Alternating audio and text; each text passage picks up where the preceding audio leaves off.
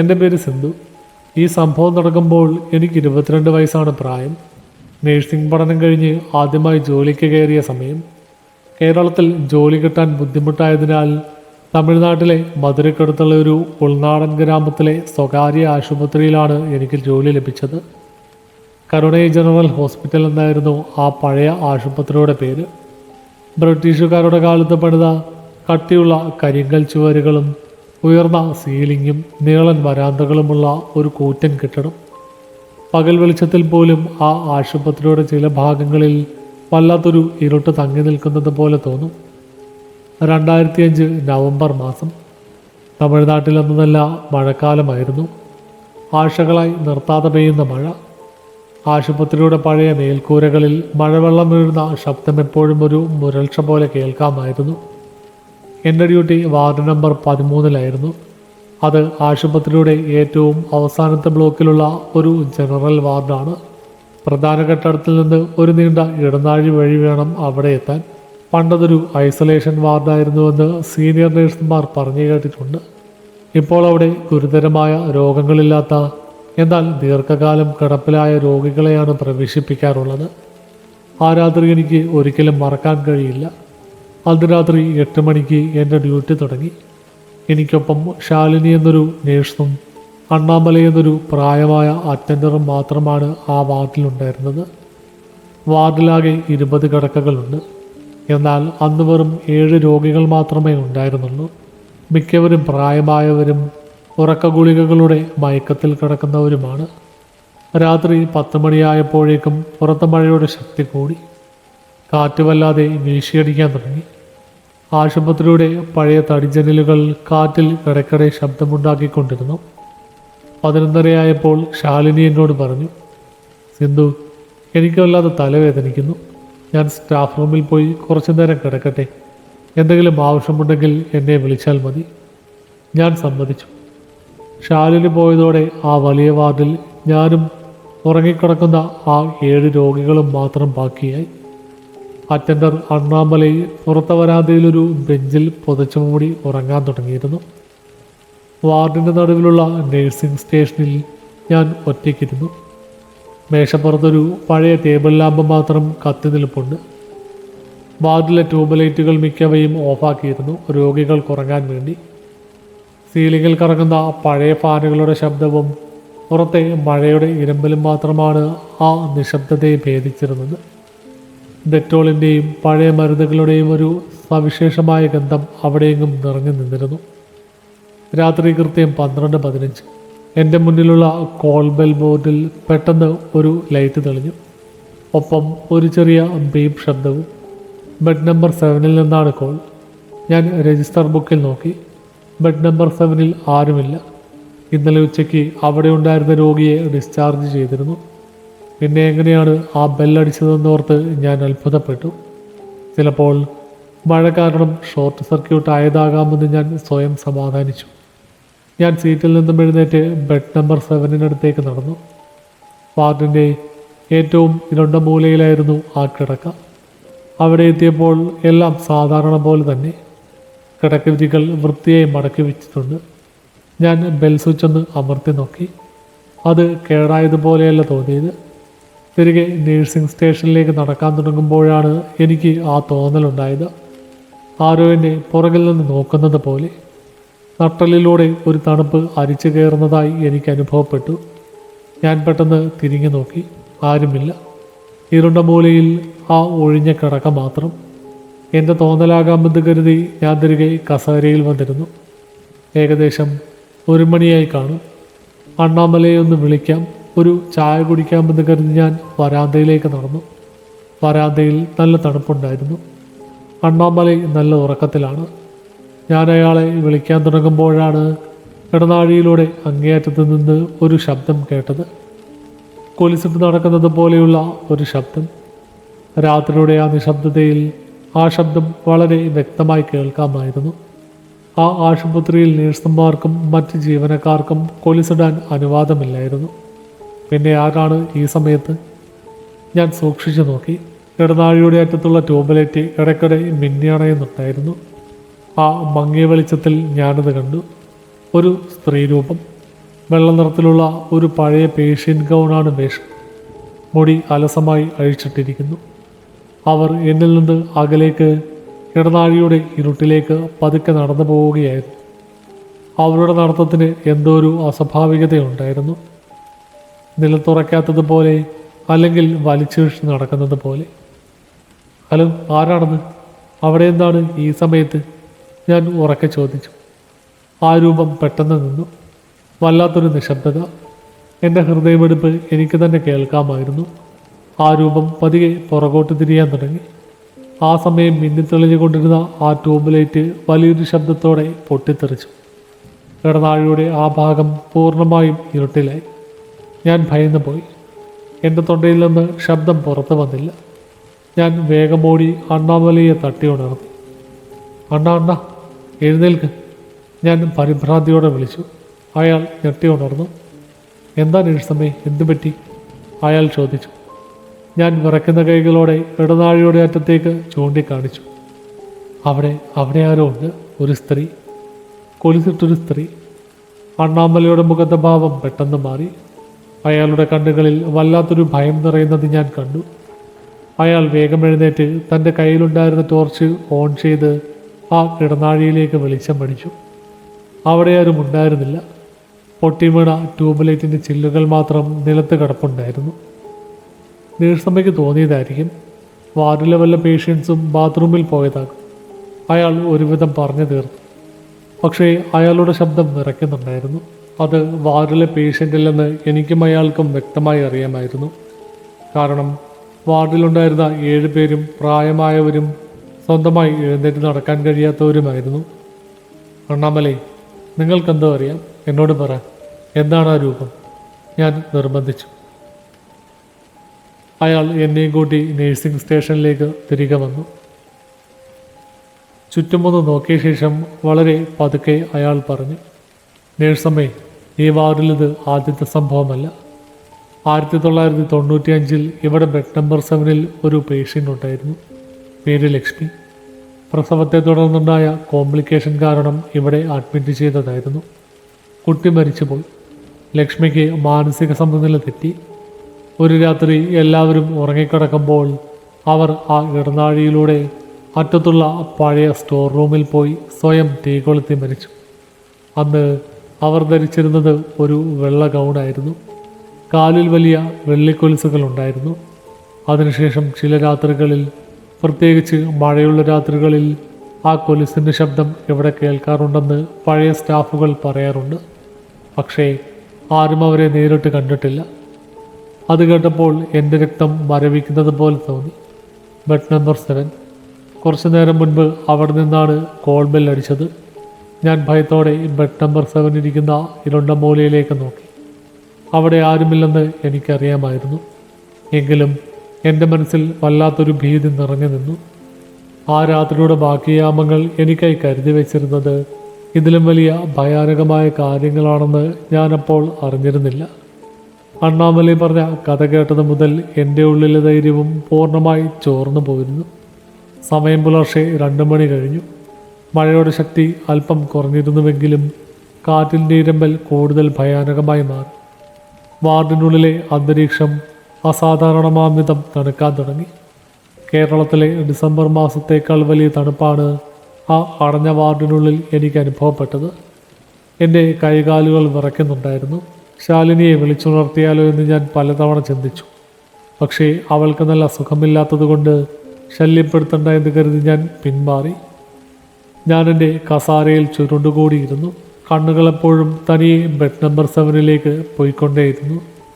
അണ്ണാമലൈ പുറത്ത് വരാന്തയിൽ തന്നെ ഇരിപ്പുണ്ട്. പെട്ടെന്നാണത് സംഭവിച്ചത്. വാർഡിലെ രോഗികളെല്ലാവരും ഒരേ സമയം ഞരങ്ങാൻ തുടങ്ങി. വേദന കൊണ്ടോ പേടി കൊണ്ടോ എന്നറിയില്ല. ആ 7 രോഗികളും ഉറക്കത്തിൽ വല്ലാതെ അസ്വസ്ഥരാവുകയും പിച്ചുമ്പയും പറയുകയും ചെയ്യുന്നുണ്ടായിരുന്നു.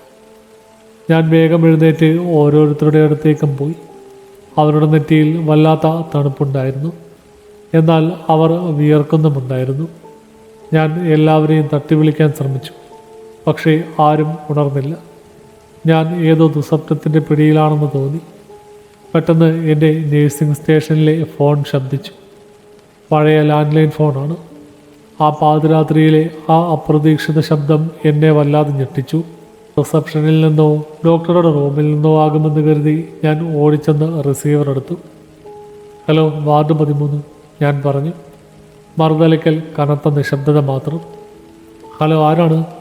ഞാൻ വീണ്ടും ചോദിച്ചു. അപ്പോൾ ഫോണിലൂടെ ഒരു കരച്ചിൽ കേൾക്കാൻ തുടങ്ങി. ഒരു സ്ത്രീയുടെ ഏങ്ങലടി, വളരെ ദൂരെ നിന്ന് കേൾക്കുന്നത് പോലെയുള്ള ഒരു ശബ്ദം, ഒപ്പം ഒരു ചെറിയ കുഞ്ഞിൻ്റെ കരച്ചിലും. എൻ്റെ നെഞ്ചെടുപ്പ് കൂടി. ഹലോ, ആരാണിത്? എന്ത് വേണം? എൻ്റെ ശബ്ദം വിറയ്ക്കുന്നുണ്ടായിരുന്നു. പെട്ടെന്ന് ആ കരച്ചിൽ ഒരു അലർച്ചയായി മാറി. ചെവി തുളയ്ക്കുന്ന അങ്ങേയറ്റം ഭയാനകമായ ഒരലർച്ച. ആ ശബ്ദത്തിൽ മനുഷ്യ സഹജമല്ലാത്ത എന്തോ ഒന്നുണ്ടായിരുന്നു. ഞാൻ പേടിച്ച് റിസീവർ താഴെയിട്ടു. ഞാൻ പുറകോട്ടേക്ക് മാറി. ഫോണിൻ്റെ റിസീവർ മേശപ്പുറത്ത് കിടന്ന് ആടുന്നുണ്ടായിരുന്നു. അതിൽ നിന്ന് അപ്പോഴും ചില അവ്യക്തമായ ശബ്ദങ്ങൾ പുറത്തു വരുന്നുണ്ടായിരുന്നു. ഞാൻ വേഗം ഫോണിൻ്റെ കോഡ് പ്ലക്കിൽ നിന്നും വലിച്ചൂരി. എനിക്കിനി അവിടെ ഒറ്റയ്ക്ക് നിൽക്കാൻ കഴിയില്ലെന്ന് ഉറപ്പായി. ഞാൻ ശാലിനിയെ വിളിക്കാൻ സ്റ്റാഫ് റൂമിലേക്ക് പോകാൻ തിരിഞ്ഞു. വാർഡിൻ്റെ വാതിലിനടുത്താണ് സ്റ്റാഫ് റൂം. ഞാൻ വാതിലിനടുത്തേക്ക് നടക്കുമ്പോൾ പെട്ടെന്ന് വാർഡിലെ എല്ലാ ട്യൂബ് ലൈറ്റുകളും ഒന്നിച്ച് മിന്നി അണയാൻ തുടങ്ങി. ഡിസ്കോ ലൈറ്റുകൾ പോലെ അവ വേഗത്തിൽ മിന്നി. എൻ്റെ കണ്ണുകൾ മങ്ങുന്നത് പോലെ തോന്നി. ആ മിന്നുന്ന വെളിച്ചത്തിൽ ഞാൻ ആ കാഴ്ച കണ്ടു. ബെഡ് നമ്പർ 7 ആരെല്ലാമോ ഇരിക്കുന്നു. എൻ്റെ ശ്വാസം തൊണ്ടയിൽ കുരുങ്ങി. ഞാൻ നിന്നുപോയി. ട്യൂബ് ലൈറ്റുകൾ വീണ്ടും മിന്നി. ഇത്തവണ ഞാൻ വ്യക്തമായി കണ്ടു. ഒരു സ്ത്രീയല്ല, വെള്ള ഗൗൺ ധരിച്ച ഒരു രൂപം ബെഡ് നമ്പർ 7 കാലുകൾ താഴേക്കിട്ടിരിക്കുന്നു. അവരുടെ തല താഴേക്ക് കുനിഞ്ഞിരിക്കുകയായിരുന്നു. മുടി മുഖത്തേക്ക് വീണ് കിടപ്പുണ്ട്. വെളിച്ചം ഓരോ തവണ മിന്നുമ്പോഴും ആ രൂപം എനിക്ക് നേരെ കുറച്ചുകൂടി അടുത്തേക്ക് വരുന്നത് പോലെ തോന്നി. അവർ ഇരുന്നിടത്തു നിന്നും അനങ്ങുന്നില്ല. പക്ഷേ എനിക്കും അവർക്കുമിടയിലുള്ള ദൂരം കുറഞ്ഞു വരികയായിരുന്നു. ഇത് എൻ്റെ തോന്നലാണോ അതോ സത്യമാണോ എന്ന് എനിക്ക് മനസ്സിലായില്ല. എൻ്റെ കാലുകൾ തറയിൽ ഉറച്ചു പോയതുപോലെ. എനിക്ക് അനങ്ങാൻ കഴിഞ്ഞില്ല. തൊണ്ടയിൽ നിന്ന് ശബ്ദവും പുറത്തു വന്നില്ല. ഞാൻ കണ്ണുകൾ ഇറുക്കി അടച്ചു. ദൈവമേ, എന്നെ രക്ഷിക്കണേ എന്ന് ഞാൻ മനസ്സുരുകി പ്രാർത്ഥിച്ചു. പെട്ടെന്ന് വാർഡിലെ ലൈറ്റുകളെല്ലാം പൂർണ്ണമായും അണഞ്ഞു. കനത്ത ഇരുട്ട്. ജനലിലൂടെ വരുന്ന നേരിയ വെളിച്ചം മാത്രമാണ് ആകെയുള്ളത്. പുറത്ത് മിന്നൽ വെട്ടുമ്പോൾ ആ വെളിച്ചം വാർഡിലേക്ക് അടിക്കുന്നുണ്ടായിരുന്നു. ആ മിന്നൽ വെളിച്ചത്തിൽ ഞാൻ വീണ്ടും ബെഡ് നമ്പർ 7 നോക്കി. അവിടെ ആരുമില്ല. എനിക്കല്പം ആശ്വാസം തോന്നിയ നിമിഷം. പെട്ടെന്ന് എൻ്റെ പിറകിൽ നിന്ന്, വളരെ അടുത്ത് നിന്ന് ഒരു ശബ്ദം കേട്ടു. ആരോ ദീർഘമായി നിശ്വസിക്കുന്ന ശബ്ദം. കൊടുന്തണുപ്പുള്ള ആ കാറ്റ് എൻ്റെ കഴുത്തിൽ തട്ടി. ഡെറ്റോളിൻ്റെ ഗന്ധത്തിന് പകരം കരിഞ്ഞ മാംസത്തിൻ്റെ അതിരൂക്ഷമായ ഒരു ഗന്ധം എൻ്റെ മൂക്കിലേക്ക് ഇരച്ചു കയറി. എനിക്ക് ഛർദ്ദിക്കാൻ വരുന്നത് പോലെ തോന്നി. കുഴന്തേ, എൻ കുഴന്തയെങ്കെ? ഒരു വിറയാർന്ന അമാനുഷികമായ ശബ്ദം എൻ്റെ ചെവിയിൽ മന്ത്രിച്ചു. തമിഴിലായിരുന്നു ആ ചോദ്യം. ഞാൻ ഞെട്ടിത്തിരിഞ്ഞു. മിന്നലിൻ്റെ വെളിച്ചത്തിൽ എൻ്റെ തൊട്ടുപിന്നിലായി ആ രൂപം നിൽപ്പുണ്ടായിരുന്നു. ബെഡ് നമ്പർ 7 കണ്ട അതേ സ്ത്രീ രൂപം. പക്ഷേ ഇത്തവണ അവരുടെ മുഖം ഞാൻ വ്യക്തമായി കണ്ടു. എൻ്റെ ദൈവമേ, ആ മുഖം! അത് പൂർണ്ണമായും കരിഞ്ഞുരുകിയ നിലയിലായിരുന്നു. കണ്ണുകളിരിക്കേണ്ട സ്ഥാനത്ത് 2 വലിയ കുഴികൾ മാത്രം. അവിടെ നിന്നും കറുത്ത നിറത്തിലുള്ള എന്തോ ദ്രാവകം ഒലിച്ചിറങ്ങുന്നുണ്ടായിരുന്നു. വായ വല്ലാതെ തുറന്നിരുന്നു. പല്ലുകളെല്ലാം കരിഞ്ഞ് വികൃതമായിരുന്നു. ആ മുഖത്ത് നോക്കി നിൽക്കാൻ എനിക്ക് കഴിഞ്ഞില്ല. ഞാൻ സർവ്വശക്തിയും എടുത്ത് അലറിക്കരഞ്ഞു. എൻ്റെ അലർച്ച കേട്ട് വാർഡിലെ രോഗികളും ഞെട്ടിയുണർന്ന് കരയാൻ തുടങ്ങി. ഞാൻ സ്റ്റാഫ് റൂമിന് നേരെ ഓടി. പക്ഷേ എൻ്റെ കാലുകൾക്ക് ഭാരമുള്ളതുപോലെ തോന്നി. വാർഡിലെ മെഡിക്കൽ ട്രോളികളും IV സ്റ്റാൻഡുകളും തനിയെ എൻ്റെ മുന്നിലേക്ക് നീങ്ങി വന്ന് എൻ്റെ വഴി തടയുന്നത് പോലെ എനിക്ക് അനുഭവപ്പെട്ടു. ഞാൻ ഒരു IV സ്റ്റാൻഡിൽ തട്ടി നിലത്തേക്ക് വീണു. എൻ്റെ മുട്ടുപൊട്ടി ചോരയൊലിച്ചു. പക്ഷേ അതൊന്നും വകവയ്ക്കാതെ ഞാൻ എഴുന്നേറ്റ് വാതിലിനടുത്തേക്ക് ഓടി. വാർഡിൻ്റെ വാതിൽ ഞാൻ വലിച്ചു തുറക്കാൻ ശ്രമിച്ചു. പക്ഷേ അത് പുറത്തുനിന്ന് പൂട്ടിയതുപോലെ അനങ്ങിയില്ല. ഞാൻ വാതിലിൽ ശക്തിയായി അടിച്ചു. അണ്ണാമലൈ, ശാലിനി, വാതിൽ തുറക്ക്! ഞാൻ കരഞ്ഞുകൊണ്ട് വിളിച്ചു പറഞ്ഞു. പക്ഷേ പുറത്തുനിന്നും യാതൊരു മറുപടിയും ഉണ്ടായില്ല. പെട്ടെന്ന് എൻ്റെ പുറകിൽ ആ കൊലുസിൻ്റെ ശബ്ദം വീണ്ടും കേട്ടു. അതെന്നെ ലക്ഷ്യമാക്കി അടുത്തേക്ക് വരികയാണ്. ഞാൻ തിരികെ നോക്കാൻ ധൈര്യപ്പെടാതെ വാതിലിൽ ചേർന്ന് നിന്നു. ഇരുട്ടിൽ ആ കരിഞ്ഞ മാംസത്തിൻ്റെ ഗന്ധം കൂടുതൽ കൂടുതൽ അടുത്തേക്ക് വരുന്നതായി എനിക്കറിയാമായിരുന്നു. മരണത്തെ ഞാൻ മുന്നിൽ കണ്ട നിമിഷങ്ങളായിരുന്നു അത്. ആ വാർഡിനുള്ളിൽ എനിക്ക് ചുറ്റും അദൃശ്യമായ ഒരു വലയം സൃഷ്ടിക്കപ്പെട്ടതുപോലെ എനിക്ക് തോന്നി. എങ്ങോട്ടും രക്ഷപ്പെടാൻ കഴിയാത്ത ഒരു ഇരുണ്ട വലയം. ആ അടഞ്ഞ വാതിലിൽ ചാരി നിൽക്കുമ്പോൾ എൻ്റെ ഹൃദയം വാരിയെല്ലുകൾ തകർത്ത് പുറത്തു വരുമെന്ന് എനിക്ക് തോന്നി. കൊലിസിൻ്റെ ശബ്ദം എൻ്റെ തൊട്ടു പിന്നിൽ വന്ന് നിന്നു. ആ കരിഞ്ഞ മാംസത്തിൻ്റെ ദുർഗന്ധം കാരണം എനിക്ക് ശ്വാസം മുട്ടുന്നുണ്ടായിരുന്നു. വാർഡിലെ 7 രോഗികളും ഇപ്പോൾ അസാധാരണമാം വിധം ശാന്തരായിരുന്നു. അതെന്നെ കൂടുതൽ ഭയപ്പെടുത്തി. അവർ ജീവനോടെയുണ്ടോ അതോ ഈ ദുഷ്ടശക്തി അവരെയും കൊന്നോ എന്ന് ഞാൻ സംശയിച്ചു. പെട്ടെന്ന് ഒരു ഐസ് കഷ്ണം പോലെ തണുത്ത ഒരു കൈ എൻ്റെ തോളിൽ സ്പർശിച്ചു. ആ സ്പർശനത്തിൽ ജീവൻ്റെ യാതൊരു തുടുപ്പും ഉണ്ടായിരുന്നില്ല. എൻ്റെ ശരീരമാസകലം നിറച്ചു.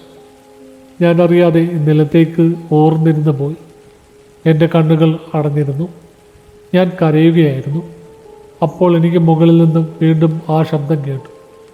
അഴാതെ, നാളേക്ക് നീയും എന്നോട് വന്നിടുവേ. ആ വാക്കുകൾ എൻ്റെ തലച്ചോറിലേക്ക് തുളച്ചു കയറുന്നത് പോലെ തോന്നി. അത് കേവലം ഒരു ശബ്ദമായിരുന്നില്ല, എൻ്റെ മനസ്സിൽ നേരിട്ട് പ്രതിധ്വനിക്കുന്ന ഒന്നായിരുന്നു. ഞാൻ പതുക്കെ കണ്ണുകൾ തുറന്നു. ഇരുട്ടിൽ എൻ്റെ മുന്നിലായി 2 കാലുകൾ ഞാൻ കണ്ടു. നിലത്തുറയ്ക്കാത്ത വായുവിൽ അല്പം ഉയർന്നു നിൽക്കുന്ന കാലുകൾ. ആ വെള്ളിക്കൊലുസുകൾ ഇരുട്ടിലും തിളങ്ങുന്നുണ്ടായിരുന്നു. പെട്ടെന്ന് ആ കാലുകൾ അവിടെ നിന്നും അപ്രത്യക്ഷമായി. ഞാൻ മുകളിലേക്ക് നോക്കി. ആ രൂപം ഇപ്പോൾ സീലിങ്ങിൽ ഒരു പല്ലിയെപ്പോലെ ഒട്ടിക്കിടക്കുകയായിരുന്നു. അവരുടെ ആ കരിഞ്ഞ മുഖം എനിക്ക് നേരെ തിരിഞ്ഞിരുന്നു. ഗുരുത്വാകർഷണ നിയമങ്ങളെല്ലാം കാറ്റിൽ പരത്തിക്കൊണ്ട് അവർ സീലിങ്ങിലൂടെ ഇഴഞ്ഞ് എൻ്റെ നേരെ താഴേക്ക് വരാൻ തുടങ്ങി. ആ കാഴ്ച കണ്ട് എൻ്റെ സമനില തെറ്റാറായിരുന്നു. ഞാൻ തല പൊത്തിപ്പിടിച്ച് നിലത്ത് കിടന്നു. ദൈവത്തെ വിളിച്ച് ഞാൻ ഉറക്കെ കരഞ്ഞു. കൃത്യം ആ നിമിഷം വലിയൊരു ശബ്ദത്തോടെ ജനറേറ്റർ ഓണായി. വാർഡിലെ ലൈറ്റുകളെല്ലാം ഒറ്റയടിക്ക് തെളിഞ്ഞു. പ്രകാശം കണ്ണിലേക്കടിച്ചപ്പോൾ ഞാൻ കണ്ണുകൾ ഇറുകി അടച്ചു. കുറച്ച് നിമിഷങ്ങൾക്ക് ശേഷം ഞാൻ പതുക്കെ കണ്ണുകൾ തുറന്നു നോക്കി. വാർഡ് പഴയതുപോലെ ശാന്തമായിരുന്നു. സീലിങ്ങിലോ എൻ്റെ മുന്നിലോ ആരുമില്ല. കരിഞ്ഞ മാംസത്തിൻ്റെ ഗന്ധം പൂർണ്ണമായും മാറിയിരുന്നു. പകരം എവിടുന്നോ ഒരു കുന്തിരിക്കത്തിൻ്റെ മണം വാർഡിൽ നിറഞ്ഞു നിന്നു. പെട്ടെന്ന് വാർഡിൻ്റെ വാതിൽ പുറത്തുനിന്നും തുറക്കപ്പെട്ടു. അണ്ണാമലയും ശാലിനിയും ഒപ്പം ഡ്യൂട്ടിയിലുണ്ടായിരുന്ന കാഷ്വാലിറ്റി ഡോക്ടറും ഓടി അകത്തേക്ക് വന്നു. നിലത്ത് കിടക്കുന്ന എന്നെ കണ്ട് അവർ ഓടിയെടുത്തു. സിന്ധു, എന്താ പറ്റിയത്? നീ എന്തിനാ വാതിൽ അകത്തുനിന്ന് കുറ്റിയിട്ടത്? ശാലിനി പരിഭ്രാന്തിയോടെ ചോദിച്ചു. ഞാൻ അമ്പരപ്പോടെ അവരെ നോക്കി.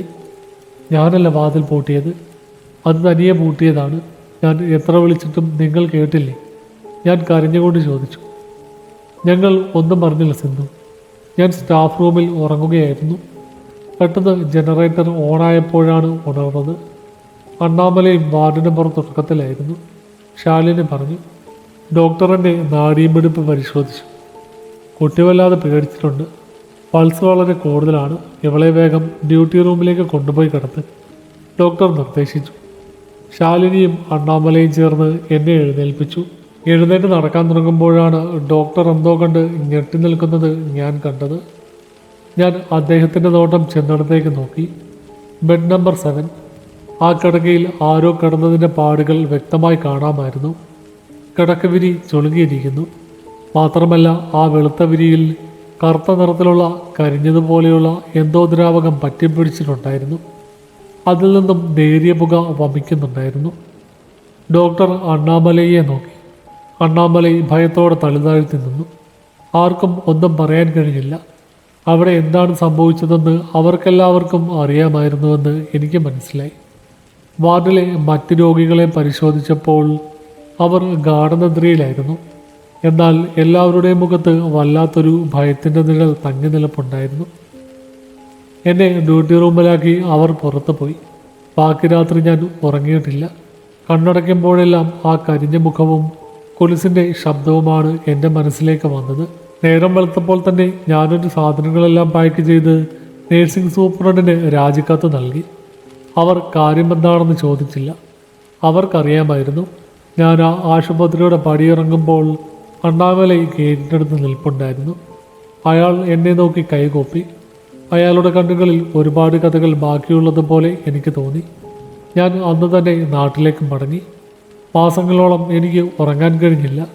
കടുത്ത പനിയും മാനസികാസ്വാസ്ഥ്യവും കാരണം ഞാൻ ഏറെ നാൾ ചികിത്സയിലായിരുന്നു. രാത്രിയിൽ ചെറിയ ശബ്ദം കേട്ടാൽ പോലും ഞാൻ ഞെട്ടി ഉണരുമായിരുന്നു. പിന്നീട് ഞാൻ നേഴ്സിംഗ് ജോലി തന്നെ ഉപേക്ഷിച്ചു. വേറൊരു മേഖലയിൽ ജോലി കണ്ടെത്തി. ഇന്ന് വർഷങ്ങൾക്കിപ്പുറം ആ സംഭവങ്ങൾ ഓർക്കുമ്പോൾ പോലും എൻ്റെ ശരീരത്തിലൂടെ ഒരു തണുപ്പ് കടന്നു പോകും. തമിഴ്നാട്ടിലെ ആ പഴയ കരുണൈ ആശുപത്രി ഇന്നും അവിടെയുണ്ടോ എന്നെനിക്കറിയില്ല. പക്ഷേ ഒന്നെനിക്ക് ഉറപ്പാണ്, മധുരയിലെ ആ ഹോസ്പിറ്റലിൽ ഇന്നും മഴ പെയ്യുന്ന രാത്രികളിൽ വാർഡ് നമ്പർ 13-ലെ 7-ാം നമ്പർ ബെഡിൽ ആ പോലീസിൻ്റെ ശബ്ദം മുഴങ്ങുന്നുണ്ടാകും. എൻ്റെ പേര് മീര. എറണാകുളം നഗരത്തിലെ ഒരു പ്രൈവറ്റ് കമ്പനിയിൽ HR-ആയി വർക്ക് ചെയ്യുകയാണ് ഞാൻ. എനിക്കൊപ്പം എൻ്റെ ഉറ്റ സുഹൃത്തുക്കളായ അഞ്ജലിയും കാവ്യയും നേഹയുമുണ്ട്. ഞങ്ങൾ 4 പേരും കോളേജ് കാലം തൊട്ട് ഒന്നിച്ചാണ്. ജോലി കിട്ടി കൊച്ചിയിലെത്തിയപ്പോഴും ഞങ്ങൾ ഒരുമിച്ചൊരു വീടെടുത്ത് താമസിക്കാൻ തീരുമാനിച്ചു. അങ്ങനെ നഗരത്തിരക്കുകളിൽ നിന്ന് അല്പം മാറി ശാന്തമായ ഒരു സ്ഥലത്ത് ഞങ്ങൾ ഒരു പഴയ ഇരുനില വീട് വാടകയ്ക്കെടുത്തു. അവിടെ ഞങ്ങൾ വളരെ സന്തോഷത്തിലായിരുന്നു. ഒരുപാട് സ്വപ്നങ്ങളുമായി ജീവിതം തുടങ്ങാൻ വന്ന 4 പെൺകുട്ടികൾ. എന്നാൽ ഞങ്ങളുടെ ആ സന്തോഷം അധികനാൾ നീണ്ടു നിന്നില്ല. ആ സംഭവങ്ങൾ ഓർക്കുമ്പോൾ ഇന്നും എൻ്റെ കൈകാലുകൾ വിറയ്ക്കാറുണ്ട്. ഒരുപക്ഷെ ഈ ജന്മം മുഴുവൻ ആ ഭയം എന്നെ വേട്ടയാടിയേക്കാം. ഏകദേശം 1 വർഷത്തോളം ഞങ്ങൾ ആ ആദ്യത്തെ വീട്ടിൽ താമസിച്ചു. വീട്ടുടമസ്ഥന് ആ വീട് വിൽക്കണമെന്ന് പറഞ്ഞപ്പോൾ ഞങ്ങൾക്ക് വേറെ വഴിയില്ലാതെ പുതിയൊരു വീട് അന്വേഷിക്കേണ്ടി വന്നു. അങ്ങനെയിരിക്കെയാണ് കുറച്ചുകൂടി സൗകര്യങ്ങളുള്ള എന്നാൽ നഗരത്തോട് അടുത്ത് നിൽക്കുന്ന മറ്റൊരു വാടക വീട് ഞങ്ങൾക്ക് കിട്ടിയത്.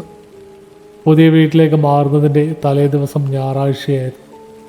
സാധനങ്ങളൊക്കെ പാക്ക് ചെയ്ത് കഴിഞ്ഞപ്പോൾ ഒരു റിലാക്സേഷന് വേണ്ടി ഞങ്ങൾ ഫോർട്ട് കൊച്ചി ബീച്ചിൽ പോയി. അന്ന് വൈകുന്നേരം കടൽ തീരത്ത് കൂടി നടക്കുമ്പോൾ തിരമാലകൾക്കൊപ്പം കരക്കടിഞ്ഞ ഒരു വിചിത്രമായ സാധനം എൻ്റെ കണ്ണിൽപ്പെട്ടു. കറുത്ത ചരടിൽ കോർത്ത ചെമ്പ് നിറമുള്ള ഒരു പഴയ ലോക്കറ്റ്. അതിൽ എന്തൊക്കെയോ വിചിത്രമായ അക്ഷരങ്ങൾ കൊത്തിവെച്ചിട്ടുണ്ടായിരുന്നു. വല്ലാത്തൊരു ആകർഷണം തോന്നി ഞാൻ അതെടുത്തു. അഞ്ജലി എന്നെ വഴക്ക് പറഞ്ഞു. വഴിയെ കിടക്കുന്നതൊന്നും എടുത്തുകൊണ്ട് വരരുത് മീരെ, കളഞ്ഞേക്ക്. പക്ഷേ അതെന്തോ ഒരു ആൻറ്റിക് പീസ് പോലെ തോന്നിയത് കൊണ്ട് ഞാനതിൻ്റെ ഹാൻഡ് ബാഗിൻ്റെ സൈഡ് പോക്കറ്റിലിട്ടു. പിറ്റേന്ന് രാവിലെ തന്നെ ഞങ്ങൾ പുതിയ വീട്ടിലേക്ക് താമസം മാറ്റി. പുതിയ വീട് കണ്ടാൽ ആർക്കും ഇഷ്ടപ്പെടും. നല്ല വിശാലമായ മുറികൾ, മനോഹരമായ ബാൽക്കണി, താഴെ 2 മുറിയും മുകളിൽ 2 മുറിയും. ഞാനും കാവ്യയും മുകളിലത്തെ മുറികളിലും അഞ്ജലിയും നേഹയും താഴെയുമാണ് കിടക്കാൻ തീരുമാനിച്ചത്. എല്ലാം ഒതുക്കി വെച്ച് ഞങ്ങൾ അന്ന് രാത്രി ഉറങ്ങാൻ കിടന്നു. ആദ്യത്തെ ദിവസം തന്നെ എനിക്കെന്തോ ഒരു അസ്വാഭാവികത അവിടെ തോന്നിയിരുന്നു. എൻ്റെ മുറിയിൽ വല്ലാത്തൊരു തണുപ്പായിരുന്നു. ഫാനിട്ടിരുന്നില്ലെങ്കിലും എവിടെ നിന്നോ ഒരു തണുത്ത കാറ്റ് എൻ്റെ മുഖത്തേക്ക് അടിക്കുന്നത് പോലെ. ഞാൻ പുതപ്പെടുത്ത് മൂടി ഉറങ്ങാൻ ശ്രമിച്ചു. പാതിരാത്രിയിലെപ്പോഴോ എനിക്ക് കടുത്ത ദാഹം തോന്നി. ഞാൻ കണ്ണു തുറന്നു. മുറിയിൽ കൂരിരുട്ടാണ്. പെട്ടെന്നാണ് എൻ്റെ മൂക്കിലേക്ക് വല്ലാത്തൊരു ദുർഗന്ധം അടിച്ചു കയറിയത്. ചീഞ്ഞൊഴുകിയ മാംസത്തിൻ്റെയും കരിഞ്ഞ മാംസത്തിൻ്റെയും അതിലുപരി പച്ചച്ചോരയുടെയും രൂക്ഷമായ ഗന്ധം. എനിക്ക് ശ്വാസം മുട്ടുന്നത് പോലെ തോന്നി. ഞാൻ ഫോണിൻ്റെ ടോർച്ച് ഓൺ ചെയ്യാൻ കൈ നീട്ടിയതും എൻ്റെ കട്ടിലിൻ്റെ കാൽക്കൽ എന്തോ അനങ്ങുന്നതായി എനിക്ക് തോന്നി. ഞാൻ കണ്ണുകൾ ഇറുക്കിയടച്ച് തുറന്നു. ജനലിലൂടെ വരുന്ന നേരിയ നിലാവിൻ്റെ വെളിച്ചത്തിൽ ഞാനത് കണ്ടു. കട്ടിലിൻ്റെ അറ്റത്ത് ഒരാൾ ഇരിക്കുന്നു. എൻ്റെ നെഞ്ചിടിപ്പ് നിന്ന് പോയി. അതൊരു പുരുഷൻ്റെ രൂപമായിരുന്നു. അവൻ പതിയെ എൻ്റെ നേർക്ക് തിരിഞ്ഞു. ആ രൂപം കണ്ടതും എൻ്റെ തൊണ്ടയിൽ നിന്ന് ശബ്ദം പുറത്തേക്ക് വന്നില്ല. 25 26 വയസ്സ് തോന്നിക്കുന്ന ഒരു യുവാവ്. എന്നാൽ അവൻ്റെ ശരീരം മുഴുവൻ ആഴത്തിലുള്ള മുറിവുകളായിരുന്നു. മാംസം പറഞ്ഞു പോയ മുഖം, താഴേക്ക് തൂങ്ങി നിൽക്കുന്ന താടിയല്, വെളുത്ത കൃഷ്ണമണികൾ മാത്രമുള്ള കണ്ണുകൾ. അവൻ്റെ ശരീരത്തിൽ നിന്നും ഇറ്റു വീഴുന്ന ചോരയുടെ ശബ്ദം ആ നിശബ്ദതയിൽ എനിക്ക് വ്യക്തമായി കേൾക്കാമായിരുന്നു. അവൻ പതിയെ എഴുന്നേറ്റു. ഒടിഞ്ഞ കാലുകൾ വലിച്ചു വെച്ച് എൻ്റെ അടുത്തേക്ക് നടക്കാൻ തുടങ്ങി. അവൻ്റെ വായിൽ നിന്ന് എന്തൊക്കെയോ അവ്യക്തമായ ശബ്ദങ്ങൾ വരുന്നുണ്ടായിരുന്നു. വേദന കൊണ്ടുള്ള മൂളലുകളാണോ അതോ എന്നോട് ദേഷ്യമാണോ എന്ന് മനസ്സിലാക്കാൻ കഴിയാത്ത ഭയാനകമായ ശബ്ദം. അവൻ എൻ്റെ മുഖത്തേക്ക് കുനിഞ്ഞു. ആ ചോരമണം എൻ്റെ മൂക്കിലേക്ക് തുളച്ചു കയറി. അവൻ്റെ തണുത്ത വിരലുകൾ എൻ്റെ കഴുത്തിലേക്ക് നീണ്ടതും എൻ്റെ സർവ്വശക്തിയും എടുത്ത് ഞാൻ അലറിക്കരഞ്ഞു. എൻ്റെ അലർച്ച കേട്ട് താഴെ നിന്നും മുകളിൽ നിന്നും അവരെല്ലാവരും ഓടിയെത്തി. ലൈറ്റിട്ടപ്പോൾ മുറിയിൽ ആരും ഉണ്ടായിരുന്നില്ല. ഞാൻ പേടിച്ച് വിറച്ച് വിയർത്ത് കുളിച്ചിരുന്നു. അവരെന്നെ കെട്ടിപ്പിടിച്ച് ആശ്വസിപ്പിച്ചു. ഞാൻ കണ്ട കാര്യങ്ങൾ കരഞ്ഞുകൊണ്ട് അവരോട് പറഞ്ഞു. ആ ചോരയൊലിക്കുന്ന രൂപത്തെക്കുറിച്ചും ആ ദുർഗന്ധത്തെക്കുറിച്ചും പറഞ്ഞപ്പോൾ അഞ്ജലി ചിരിച്ചു. മീരെ, നീ വല്ല ഹൊറർ സിനിമയും കണ്ട് കിടന്നുറങ്ങിയതിൻ്റെയാകും. പുതിയ സ്ഥലമല്ലേ, അതിൻ്റെ ഒരു പേടിയാകും. ഇവിടെ ആരുമില്ല, നീ കിടന്നുറങ്ങ്. എല്ലാവരും എൻ്റെ ഭയത്തെ വെറും തോന്നലായി തള്ളിക്കളഞ്ഞു. അന്ന് രാത്രി ഞാൻ കാവ്യയുടെ മുറിയിലാണ് കിടന്നത്. നേരം വെളുക്കുവോളം എനിക്ക് ഉറങ്ങാൻ കഴിഞ്ഞില്ല. എൻ്റെ കഴുത്തിന് നേരെ വന്ന ആ തണുത്ത വിരലുകൾ ഒരു തോന്നലായിരുന്നില്ല എന്ന് എനിക്ക് ഉറപ്പായിരുന്നു. പിറ്റേന്ന് രാവിലെ മുതൽ ഞാൻ ആ വീട്ടിൽ ഒറ്റയ്ക്ക് നിൽക്കാൻ ഭയന്നു. എപ്പോഴും ആരുടെ ഒരു നോട്ടം എൻ്റെ മേലുള്ളതുപോലെ, തിരിഞ്ഞു നോക്കുമ്പോൾ ആരെങ്കിലും പെട്ടെന്ന് മറയുന്നത് പോലെ. എൻ്റെ തോന്നലുകളെല്ലാം കൂട്ടുകാരികളോട് പറഞ്ഞെങ്കിലും അവർക്കതൊരു തമാശ മാത്രമായിരുന്നു. എന്നാൽ ആ തമാശ അധികനാൾ നീണ്ടു നിന്നില്ല. വൈകാതെ തന്നെ അവർക്കും മനസ്സിലായി ഞാൻ പറഞ്ഞത് വെറും തോന്നലുകളായിരുന്നില്ല എന്ന്, മറിച്ച് ഞങ്ങളെ കാത്തിരിക്കുന്ന വൻ ദുരന്തത്തിൻ്റെ തുടക്കമായിരുന്നുവെന്ന്. ആ അമാനുഷിക ശക്തി എന്നിൽ നിന്ന് മാറി എൻ്റെ കൂട്ടുകാരികളിലേക്ക് തിരിയാൻ തുടങ്ങിയിരിക്കുന്നു. തുടർച്ചയായ ദിവസങ്ങളിൽ എനിക്കുണ്ടായ അനുഭവങ്ങൾ കൂട്ടുകാരികൾ വിശ്വസിക്കാതിരുന്നത് എന്നെ വല്ലാതെ തളർത്തിയിരുന്നു. എന്നാൽ ഞാൻ കണ്ട ആ ചോരയൊലിക്കുന്ന രൂപം വെറുമൊരു സ്വപ്നമായിരുന്നില്ല എന്ന് അവർക്കും വൈകാതെ മനസ്സിലായി. ആ വീട്ടിലെ അന്തരീക്ഷം തന്നെ മാറാൻ തുടങ്ങിയിരുന്നു. പകൽ വെളിച്ചത്തിൽ പോലും വീടിനുള്ളിൽ എപ്പോഴും വല്ലാത്തൊരു ഇരുട്ട് തങ്ങി നിൽക്കുന്നത് പോലെ. ആദ്യമത് അനുഭവിച്ചത് കാവ്യയാണ്. ഞങ്ങളിൽ ഏറ്റവും കൂടുതൽ പേടിയുള്ള കൂട്ടത്തിലാണ് അവൾ. ഒരു വ്യാഴാഴ്ച രാത്രി ഞങ്ങൾ ഭക്ഷണമൊക്കെ കഴിച്ച് അവരവരുടെ മുറികളിലേക്ക് പോയി. കാവ്യ കുളിക്കാൻ വേണ്ടി ബാത്റൂമിൽ കയറിയതായിരുന്നു. ഷവർ ഓൺ ചെയ്ത് കുളിച്ചുകൊണ്ടിരിക്കുമ്പോൾ പെട്ടെന്ന് വെള്ളം ഐസ് പോലെ തണുത്തു. ഹീറ്റർ ഓൺ ചെയ്തിരുന്നിട്ടും വെള്ളത്തിന് വല്ലാത്ത തണുപ്പ്. പെട്ടെന്ന് ബാത്റൂമിലെ ലൈറ്റ് ബ്ലിങ്ക് ചെയ്യാൻ തുടങ്ങി. പ്ലാസ്റ്റിക് കരിയുന്നത് പോലെയുള്ള ഒരു ഗന്ധം അവിടെ പരന്നു. അവൾ പെട്ടെന്ന് കുളി നിർത്തി ടവലെടുക്കാൻ തിരിഞ്ഞപ്പോഴാണ് ബാത്റൂമിലെ കണ്ണാടിയിലേക്ക് അവൾ നോക്കിയത്. മുഴുവൻ ആവിയടിച്ച ആ കണ്ണാടിയിൽ ആരോ വിരലുകൾ കൊണ്ട് സഹായിക്കുമെന്ന് എഴുതിയിരിക്കുന്നു. കാവ്യയുടെ ഹൃദയമിടിപ്പ് നിന്നുപോയി. അവൾ പേടിച്ച് ഡോർ തുറക്കാൻ ശ്രമിച്ചു. പക്ഷേ അത് പുറത്തുനിന്ന് ആരോ അമർത്തിപ്പിടിച്ചതുപോലെ തുറക്കാൻ കഴിയുന്നില്ലായിരുന്നു.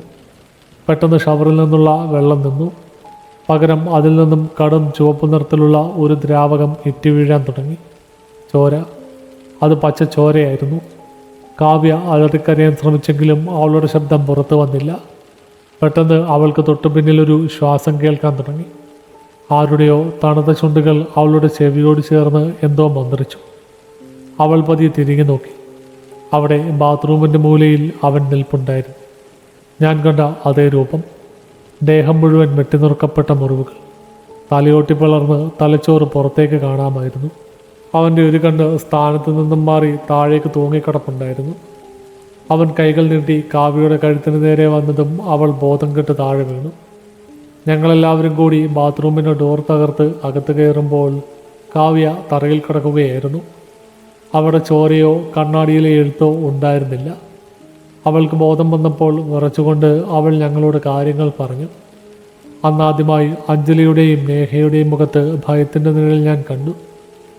2 ദിവസങ്ങൾക്ക് ശേഷം നേഹയ്ക്കായിരുന്നു അടുത്ത ദുരനുഭവം. അവൾ IT ഫീൽഡിലാണ്.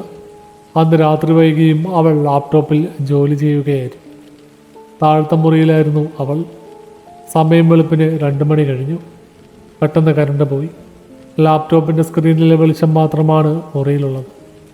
നേഹ ഫോൺ എടുക്കാൻ ശ്രമിച്ചപ്പോൾ ലാപ്ടോപ്പിൻ്റെ സ്ക്രീൻ പെട്ടെന്ന് ഓഫായി. പിന്നെ വിചിത്രമായ രീതിയിൽ ഫ്ലിക്കർ ചെയ്യാൻ തുടങ്ങി. സ്ക്രീനിൻ്റെ പല നിറങ്ങൾ മിന്നി മറഞ്ഞു. പെട്ടെന്ന് സ്ക്രീൻ പൂർണ്ണമായും കറുപ്പായി.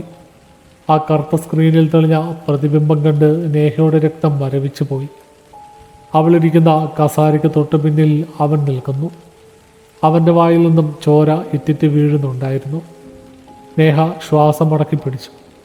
തിരിഞ്ഞു നോക്കാൻ അവൾക്ക് ധൈര്യമുണ്ടായിരുന്നില്ല. പെട്ടെന്ന് അവളുടെ തോളിലേക്ക് ഒരു തണുത്ത വെള്ളത്തുള്ളി വീണു. അതൊരു ചോരത്തുള്ളിയായിരുന്നു. പിന്നിൽ നിന്നും അവൻ പല്ലുറുമ്പുന്ന ശബ്ദം അവൾ കേട്ടു. സ്ക്രീനിലെ പ്രതിബിംബത്തിൽ അവൻ തൻ്റെ കൈകൾ നേഹയുടെ മുടിയിലേക്ക് നീട്ടുന്നത് അവൾ കണ്ടു. പെട്ടെന്ന് അവനൊരു മൃഗത്തെ പോലെ അലറിക്കൊണ്ട് അവളുടെ കഴുത്തിലേക്ക് കടിക്കാൻ വന്നതും നേഹ ലാപ്ടോപ്പും തട്ടിമറിച്ച് വാവിട്ട് നിലവിളിച്ചുകൊണ്ട് മുറിക്ക് പുറത്തേക്ക് ഓടി. എൻ്റെ മുറിയിൽ വന്ന് വാതിലടിച്ച് അവൾ കുഴഞ്ഞു വീണു. അപ്പോഴും അഞ്ജലി ഇതൊക്കെ വിശ്വസിക്കാൻ തയ്യാറായിരുന്നില്ല. അവളൊരു തികഞ്ഞ യുക്തിവാദിയാണ്. ഇതൊക്കെ ഞങ്ങളുടെ 3 പേരുടെയും മാനസിക വിഭ്രാന്തിയാണെന്നാണ് അവൾ വാദിച്ചത്. പക്ഷേ അടുത്ത ദിവസം രാത്രി അവൾക്കും ഉത്തരം മുട്ടി. രാത്രി വെള്ളം കുടിക്കാൻ വേണ്ടി താഴെ അടുക്കളയിലേക്ക് പോയതായിരുന്നു അഞ്ജലി. ഫോണിലെ ടോർച്ച് മാത്രമാണ് ആകെയുള്ള വെളിച്ചം. അടുക്കളയിലെത്തിയപ്പോൾ ഡൈനിങ് ടേബിളിൻ്റെ തടിയിൽ നിന്ന് പച്ചമാംസം കടിച്ചു കീറുന്നത് പോലെയുള്ള ഒരു ശബ്ദം കേട്ടു. എലികളോ പൂച്ചകളോ മറ്റോ ആണെന്ന് കരുതി അവൾ ടോർച്ച് അങ്ങോട്ട് തെളിച്ചു. ആ കാഴ്ച കണ്ടതും അഞ്ജലിയുടെ കയ്യിൽ നിന്നും ഫോൺ താഴെ വീണു. അവൻ കുത്തിയിരിക്കുകയായിരുന്നു. അവൻ്റെ കയ്യിലെന്തോ വലിയൊരു മാംസക്കഷ്ണമുണ്ടായിരുന്നു. ടോർച്ചിൻ്റെ വെളിച്ചം മുഖത്തടിച്ചതും അവൻ തലയുയർത്തി നോക്കി. അവൻ്റെ താടിയെല്ലുകൾ താഴേക്ക് തൂങ്ങിക്കിടക്കുകയായിരുന്നു. വായിൽ നിന്ന് ചോരയും മാംസക്കഷ്ണങ്ങളും താഴേക്ക് ഇറ്റി വീഴുന്നുണ്ട്. അവൻ പതിയെ എഴുന്നേറ്റു. മനുഷ്യർക്കൊരിക്കലും സാധിക്കാത്ത രീതിയിൽ അവൻ്റെ ശരീരത്തിൽ എല്ലുകൾ ഒടിയുന്ന ശബ്ദം അവിടെ മുഴങ്ങി. അവൻ തല കീഴ്പോട്ടാക്കി ചിലന്തിയെപ്പോലെ ചുവരിലൂടെ മുകളിലേക്ക് കയറാൻ തുടങ്ങി.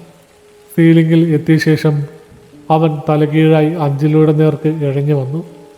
അവൻ്റെ കണ്ണുകളിലെ വെളുത്ത കൃഷ്ണമണികൾ അഞ്ജലിയെ തന്നെ നോക്കി നിൽക്കുകയായിരുന്നു.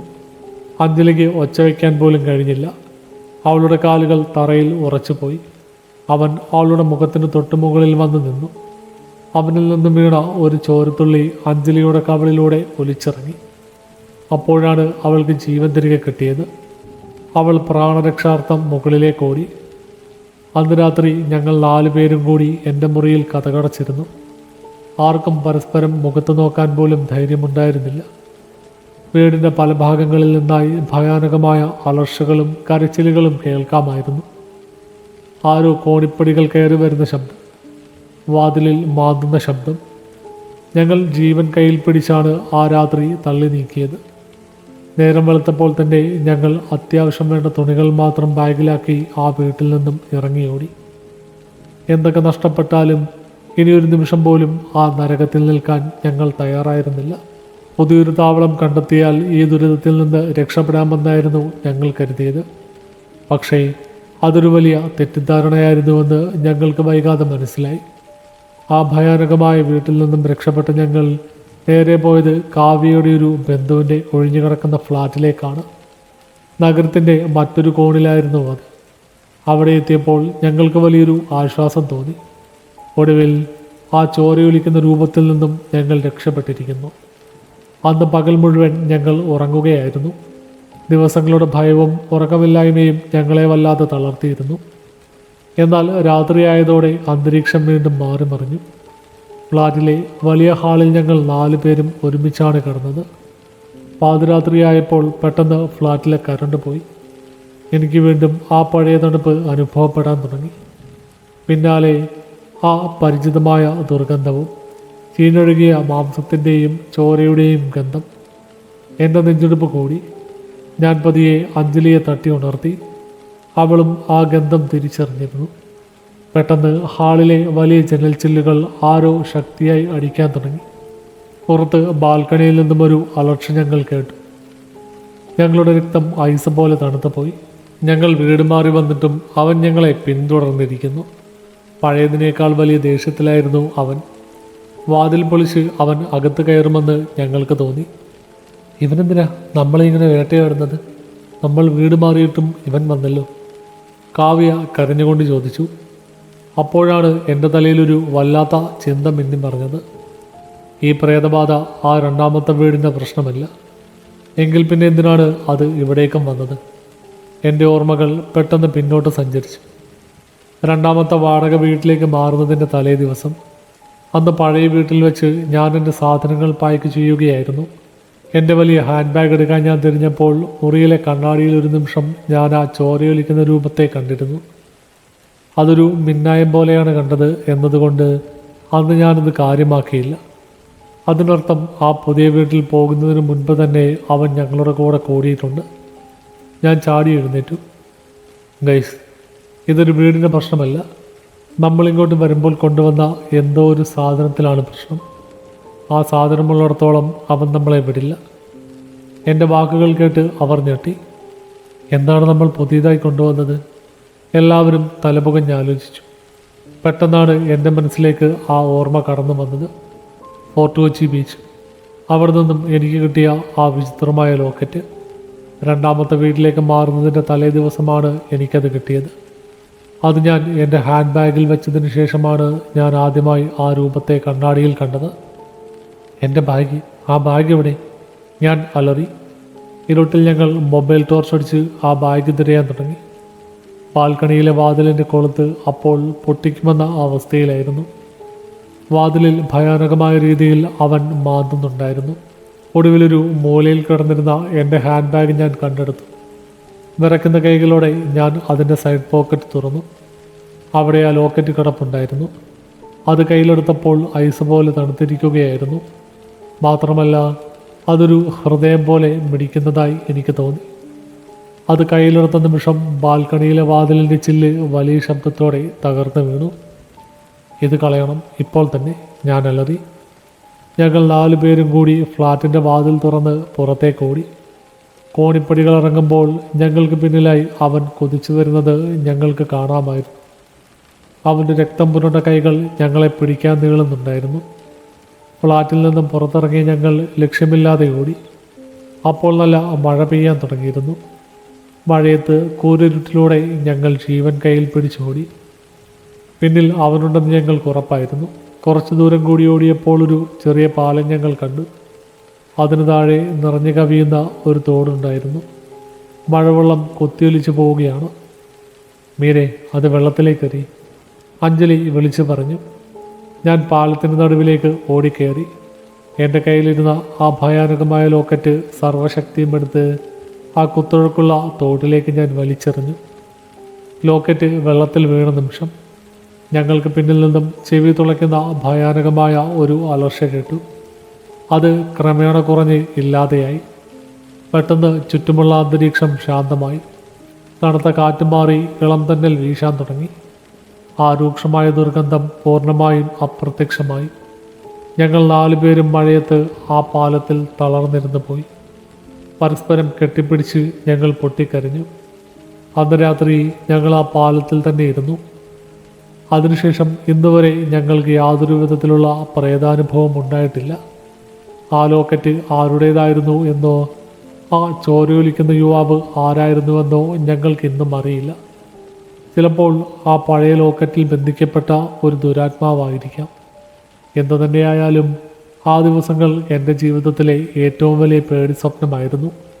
ഇന്നും അഞ്ജലിയോ കാവ്യയോ നേഹിയോ ആ സംഭവത്തെക്കുറിച്ച് സംസാരിക്കാറില്ല. അവർക്കത് മറക്കാൻ കഴിഞ്ഞിട്ടുണ്ടാകാം.